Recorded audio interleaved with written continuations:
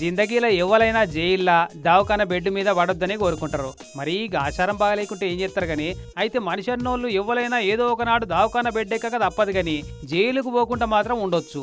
మరి అట్లయితే ఏ తప్పు చేయని వాళ్ళకు అసలు జైలు శిక్ష ఎట్లుంటుందో తెలుసుకుంటూ ఎట్లా? జైలుకు పోయొచ్చిన వాళ్ళు తప్పితే జైలు శిక్ష ఎట్లుంటది అనేది జైలుకు పోనోళ్ళకి తెలియదు కదా అని అంటే దానికో మంచి ఇగ్రం చేసిరు మన తెలంగాణ జైళ్ళ శాఖలు.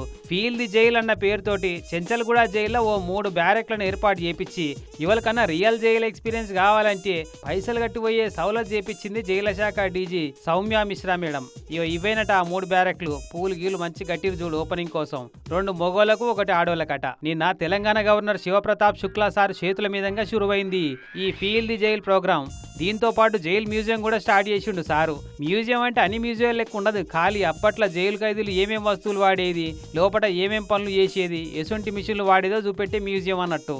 వెనకట ఖైదీల నుంచే బ్యారెక్లు, సంఖ్యలు, గొలుసులు, ఉరికంబాలు వాళ్ళతోటి పని చేపించే మిషన్లన్నీ ప్రదర్శనకు పెట్టారు గిట్లా. ఫీల్డ్ జైల్లోకి పోవాలంటే ఎట్లా అంటే జైళ్ల శాఖ వెబ్సైట్లో పేరు నమోదు చేసుకొని సగం పూటన ఒక్క రోజా అనేది సెలెక్ట్ చేసుకొని సగం రోజుకైతే గింత, ఒక్క రోజుకైతే గింత అని పైసలు కట్టాలంట. ఫీజు కూడా పెద్దగా ఏం లేదు, 1000 రూపాయలు ఏమన్నట గంతే.